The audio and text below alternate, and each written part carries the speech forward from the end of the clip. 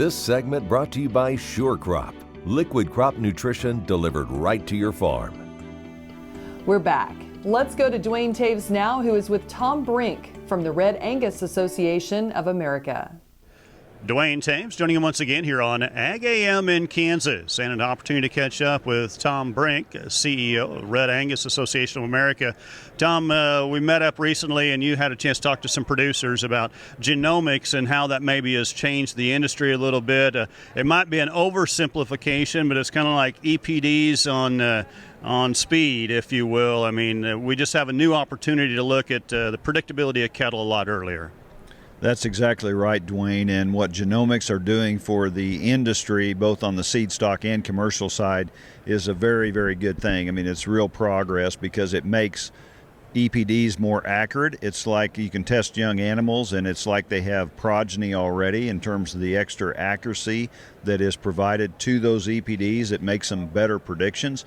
And on the commercial side, what we're starting to see there is people are using genomic profiling to help select their replacement heifers, and so that genomic profiling is really a very good thing in terms of helping them identify the animals that have weaker genetics that they really don't want to use as a replacement female.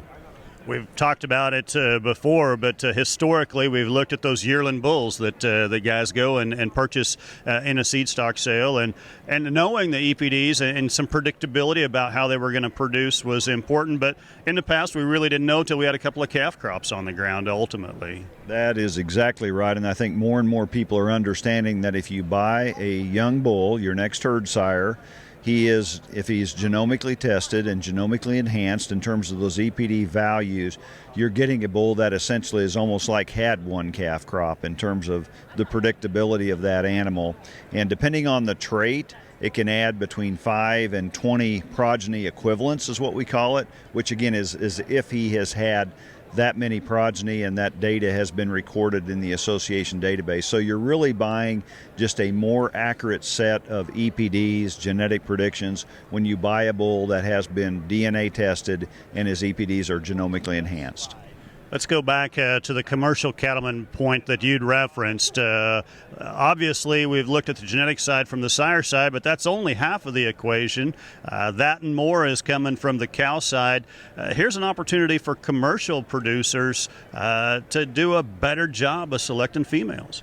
We have seen a lot of data, a lot of DNA data on commercial herds, Duane, and what we find is even in the good herds, you will be surprised at how there's still some low-end genetics that have kind of lurked through the system year after year because we only appraise cattle visually in the past, and that's how we've selected these replacement heifers. But if you use the DNA along with your eye in selecting females, you can just do a much better job in eliminating the bottom-end heifers that DNA-wise, genetically, you don't want in the herd. And so it's an additional tool that can be extremely helpful to making genetic progress because, like you said, the female is still 50% of that resulting calf.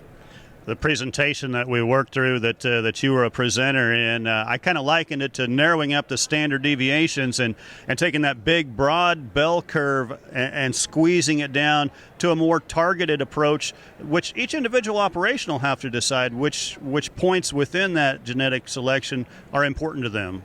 They really do, and we always encourage breeders, commercial breeders, seed stock breeders to have goals, establish targets, and then stick to those over time. Because if you don't have a roadmap, and you don't know where you're going, you're not going to get there. And so establish those goals, and then you can use the tools, EPDs, DNA, to really fine-tune the selection and make sure that you're putting the right replacement heifers back into the herd on that side of it.